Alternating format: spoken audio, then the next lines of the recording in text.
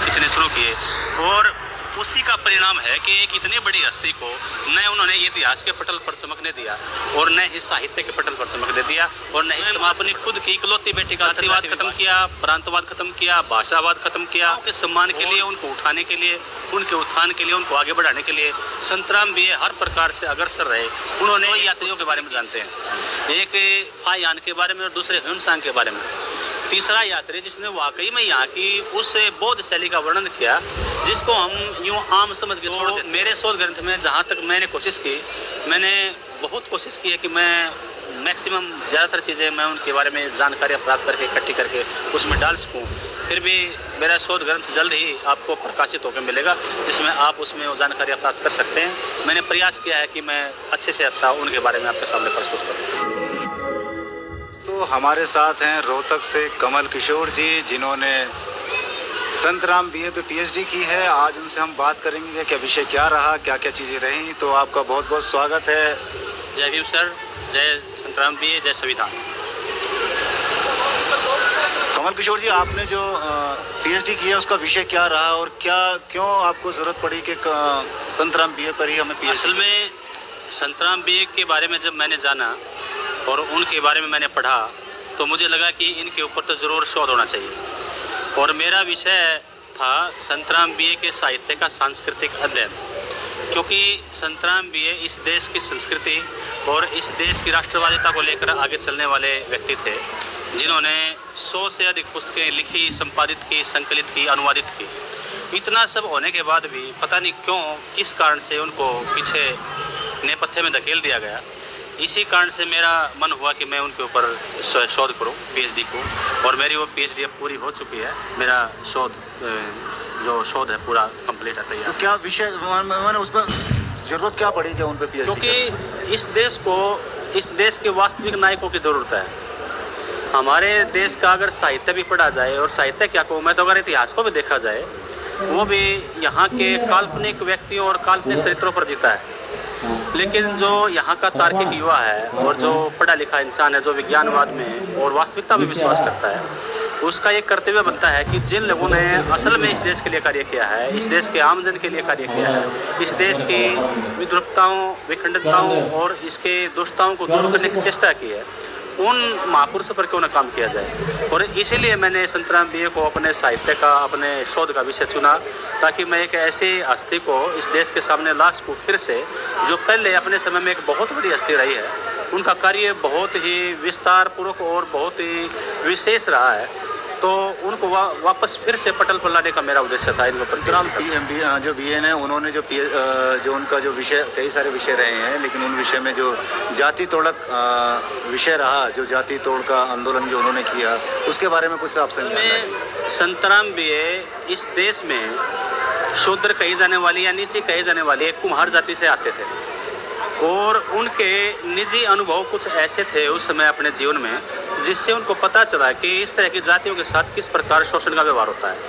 आगे जब वो पढ़ते गए और धीरे धीरे उनको सब ज्ञान होता चला गया, तो वो इस बात पर पूरी तरह से निश्चित हो गए कि जब तक इस देश में जातियाँ रहेंगे तब तक ये देश प्रगति नहीं करेगा, और इस देश की गुलामी का, इस देश के हारने का, इस देश के पिछड़ने का, इस देश के बर्बाद होने का कारण ही ये जातिवाद है, जिस विषय को लेकर उन्होंने अपने जीवन में सबसे बड़ा आंदोलन चलाया।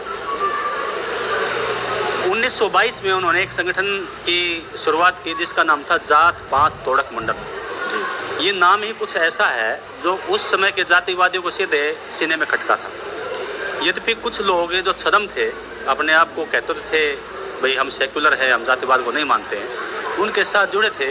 लेकिन जैसे जैसे ये संगठन प्रगति करता गया और इसने वाकई में जातियों को तोड़ना शुरू किया, तब फिर से संतराम बीए के पांव खींचने शुरू किए, और उसी का परिणाम है कि एक इतनी बड़ी हस्ती को न उन्होंने इतिहास के पटल पर चमकने दिया और न ही साहित्य के पटल पर चमकने दिया और न ही समाज के पटल पर, यानी कि उसको हर प्रकार से छुपा देने की, दबा देने की, पीछे हटाने देने की चेष्टा की।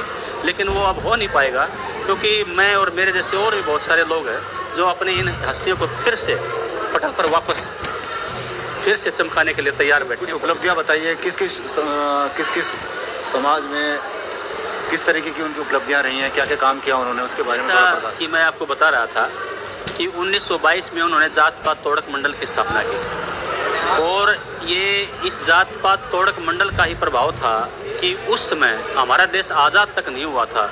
उस समय हमारी सामाजिक परिस्थितियाँ कितनी विद्रूप रही होंगी, कितनी कठोर रही होंगी। उस परिस्थिति में भी उन्होंने अपने एक साथी जो उनके संगठन का प्रधान भी बना भूमानंद, उसकी अंतर्जातीय विवाह करवाया। स्वयं अपनी खुद की इकलौती बेटी का अंतर्जातीय विवाह किया, और स्वयं का भी जो उनकी द्वितीय शादी थी, क्योंकि पहली पत्नी उनके यौन में ही परिनिर्वाण को प्राप्त हो गई थी। उसके बाद उन्होंने जो शादी की, उस शादी के पीछे भी उनका न केवल जात पात को तोड़ने का मकसद था, बल्कि और भी कई अन्य सामाजिक सुधार के कार्य उसके पीछे थे। क्योंकि जिस महिला से उसने शादी की वो बाल विधवा थी, महाराष्ट्र की थी, गुजरात में रहती थी। यानी कि यहाँ पर उसने बहुत सारे भेद खत्म किए, जातिवाद खत्म किया, प्रांतवाद खत्म किया, भाषावाद खत्म किया, और जो विधवाओं को उस समय नारकीय जीवन जीने के लिए छोड़ दिया जाता था, उस नारकीय जीवन से उन महिलाओं को बाहर निकालने की भी चेष्टा की। ये इनकी सबसे बड़ी नारियों के लिए जो काम किया, नारी को माने क्या उस समय क्या दिक्कतें थी और किस दिक्कत का उन्होंने समाधान? जैसा कि बताते हैं कि 1828 में अंग्रेज़ों ने एक कानून पास करके जाति प्रथा को समाप्त कर दिया था। ये समाप्त तो हो गया था कानूनी तौर पे, लेकिन शायद नहीं जानते ये देश इतना बड़ा है, सबको देखना, सबको पता लगाना, सबके बारे में जानकारी लेना भी सरकार के बस की बात नहीं थी। इस कारण से फिर भी कहीं न कहीं लुके छिपे सती प्रथाएँ होती रहती थी, और सती प्रथा जैसा भयानक और इतना क्रूर ऐसी एक जो हमारे समाज में कुरीति थी, ऐसी विश्व के किसी भी कोने में नहीं मिलेगी। संतराम भी इस कुरीति के प्रति पूरी तरह से सचेत थे, इसलिए उन्होंने महिलाओं को भी जागृत किया और लोगों को भी समझाया। साथ ही साथ वो एक जिक्र और करते हैं, जैसे कि जब अलाउद्दीन खिलजी ने आक्रमण किया था पद्मावती नगरी पे, और कहते हैं कि वहाँ की 12,000 क्षत्रियों ने आग में कूदकर जान दे दी थी, अपने आप को स्वाह कर लिया था। लेकिन संतराम भी इस चीज़ को सबसे बड़ा बेवकूफ़ाना मानते हैं। वो कहते हैं कि 12,000 महिलाएं अगर एक एक पत्थर भी सामने वाली सेना पर फेंकती तो शायद वो नगरी किसी भी विदेशी द्वारा विजित न होती।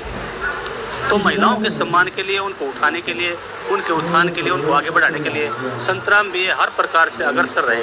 उन्होंने एक पुस्तक लिखी आदर्श पत्नी, और एक साथ ही एक पुस्तक और लिखी आदर्श पति, ताकि दोनों के कर्तव्य समझाए जा सकें और महिलाओं को और उत्थान में आगे बढ़ाया जा सके। इसी प्रकार जो उन्होंने जात पात तोड़क मंडल बनाया था, वो अपनी पत्रिका निकालते थे माधुरी। उस माधुरी में वो जो जोड़े अंतर्जातीय विवाह करते थे उसके बारे में जानकारियाँ इकट्ठी करते थे, और जहाँ तक मेरी जानकारी है उस पत्रिका में लगभग 10,000 जोड़ों की तस्वीरें और उनका विवरण छपा था। आप अंदाज लगाइए, आज़ादी से पहले का उस समय है जब जाति प्रथा इतनी भयानक रूप से समाज के मन मस्तिष्क पर और सामाजिक दायरे पर छाई हुई थी, तब उन्होंने 10,000 अंतर्जातीय विवाह करवा दिए थे अपने समेत। और साथ ही उनका बड़ा परिवार था, और परिवार में उनका बड़ा मान सम्मान था।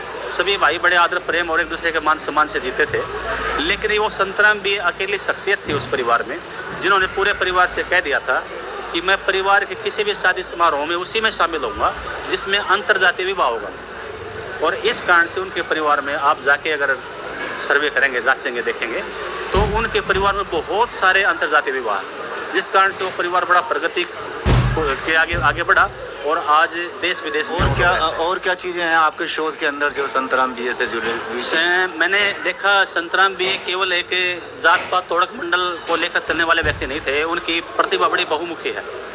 उन्होंने स्वास्थ्य के ऊपर लिखा, उन्होंने राष्ट्रवाद के ऊपर लिखा, उन्होंने साहित्य के ऊपर लिखा, उन्होंने अनुवाद के ऊपर लिखा, और बल्कि जब मैं उनके ऊपर शोध कर रहा था तो उनकी जो पुस्तकें थी वो ऐसी बातों पर थी जिनको हम सामान्य बातें मानकर छोड़ देते हैं। उन्होंने लिखा कि चिट्ठी कैसे लिखी जाती है, उन्होंने लिखा कि बैंक में खाता कैसे खुलवाएं, उन्होंने लिखा कि तरुण रहने के उपाय क्या है, उन्होंने लिखा कि हम स्वस्थ कैसे रहें, उन्होंने लिखा कि अपनी आत्म परीक्षा कैसे करें।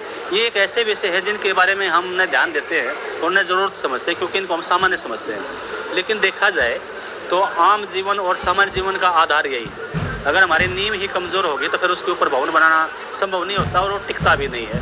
लेकिन संतराम भी इस बात को जानते थे, इसलिए समाज की उन सभी परिस्थितियों पर उन्होंने लिखने, जानने और जताने की चेष्टा की जिससे समाज आगे बढ़ सके और मजबूत हो। और इसके अलावा और मैं बताना चाहता हूँ कि संतराम भी ने केवल लेखन नहीं किया, उन्होंने अनुवाद भी किया है, उन्होंने संकलन भी किया है। उन्होंने अनुवाद के द्वारा इस देश को ऐसी ऐसी पुस्तकें और ऐसे ऐसे ग्रंथ दिए जो आज भी मील का पत्थर हैं, कालजयी हैं। जैसा कि अपने अल्बेरूनी आए थे विदेश से अपने देश में, उन्होंने अपने देश के ऊपर एक किताब लिखी थी जिसका नाम था किताबुल हिंद, जिसमें उन्होंने उस समय के समाज और उस समय की परिस्थितियों का बड़ा अच्छा विशद वर्णन किया है। वो अरबी फारसी में वो पुस्तक थी। तो संतराम बीए उस अरबी पुस्तक को हिंदी में अनुवादित करने वाले पहले लेखक थे, जिसका अब संपादन दोबारा से हो रहा है और 3 भागों में वो सम्यक प्रकाशन पर भी उपलब्ध है। तो अगर उसको पढ़ा जाए तो हम अपने देश के बारे में बहुत सारी जानकारियाँ प्राप्त कर सकते हैं। इसका संपादन सुरेंद्र अज्ञात जी ने किया है, जो बड़े अच्छे लेखक माने जाते हैं। और साथ ही इत्सिंग जो चीन से यात्री आया था, हम चीन के 2 ही यात्रियों के बारे में जानते हैं, एक फायान के बारे में और दूसरे ह्यूनसांग के बारे में।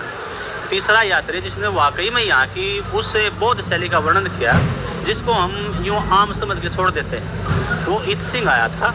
और इत्सिंग ने यहाँ के जो बौद्ध लोग थे उनका रहन सहन, उनका खान पान, उनका उठना बैठना, उनका सोना जागना, उनकी दिनचर्या, उन सब का अपनी यात्रा में बड़ा वर्णन किया था। और वो चाइनीज़ पुस्तक थी जो बाद में इंग्लिश में भी छपी थी। उस इंग्लिश की पुस्तक से संतराम बीए ने यहाँ हिंदी में अनुवाद किया, जिसकी भूमिका अब इस समय इस देश के सबसे बड़े भाषा वैज्ञानिक जिसको मैं मानता हूँ डॉक्टर राजेंद्र प्रसाद सिंह ने किया है। और वो पुस्तक सम्यक प्रकाशन पर उपलब्ध है। सभी को पढ़ने चाहिए, जानना चाहिए कि हमारा जो बौद्ध भारत था उस समय किस प्रकार से जीवन जीता था।